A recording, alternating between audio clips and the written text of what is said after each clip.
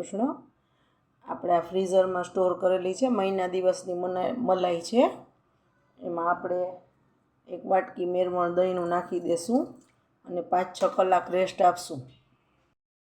આવી લેશું મેરવણ, પછી નાખીને મિક્સ કરી અને 5-6 કલાક રેસ્ટ આપશું। 5-6 કલાક થઈ ગઈ છે, જોઈ લેશું। જો બરાબર મેરવણ લાગી ગયું છે સરખું, અને હવે આમાંથી છાશ છૂટી, પણ જો હાથેથી આવી રીતના કરશું ને તોય થઈ જશે, નહીંતર બ્લેન્ડર ફેરવી દેવાનું છે જરાક, એટલે છાશનો ભાગ હોય છૂટો પડી જશે અને માખણ સરસ તૈયાર થઈ જશે। જો આપણે હાથેથી જ આવી રીતે છૂટું પાડી લઈએ છીએ, છાશનો ભાગ જો છૂટો પડવા માંડ્યો છે। જો આમાં છાશનો ભાગ બધો છૂટો પડી ગયો છે, થોડું પાણી નાખશું, બધું માખણ આમાં આવી ગયું। જો હાથમાં ગ્લાસ પાણી નાખી દેશું।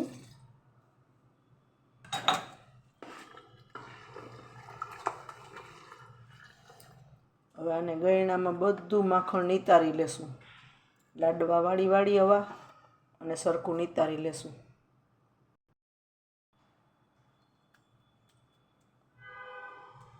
આવી રીતના લાડવા વાળી બધા કાઢી લેશું, બધું માખણ નિતારી લેશું।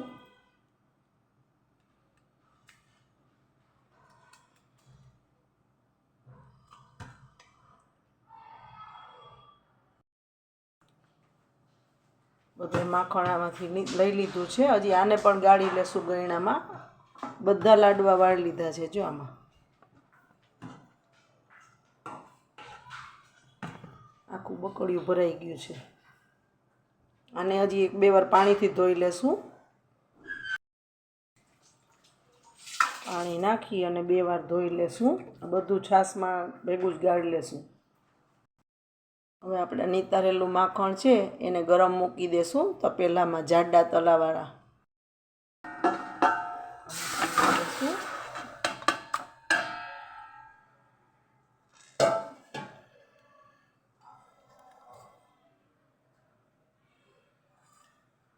ધીમા ગેસે બધી છાશનો ભાગ બળવા દેશું।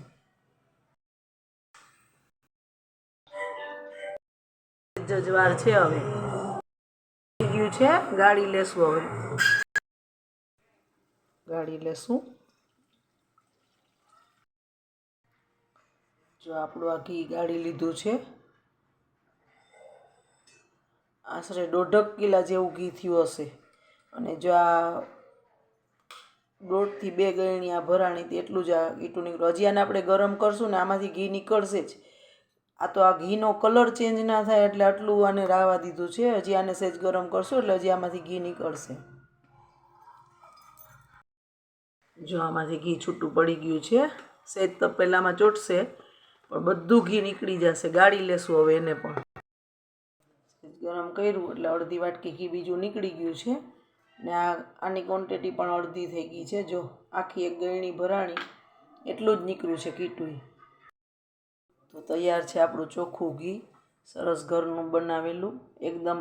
દર વખતે હું 15 દિવસની મલાઈનું જ બનાવું છું, આ વખતે 1 મહિનાની થઈ ગઈ હતી ભેગી એટલે વિડીયો બનાવ્યો છે। બહુ સરસ થાય છે। આપણે ડાયરેક્ટ મલાઈમાંથી પણ ઘી બનાવીને બતાવ્યું છે, અને આ મેળવેલી મલાઈનું એકવાર જરૂરથી આ રીતે ટ્રાય કરજો, જરાય વેસ્ટ નહીં જાય અને એટલું જ કીટું નીકળશે। કેટલું બધું માખણ હતું તોય પણ। જય શ્રી કૃષ્ણ।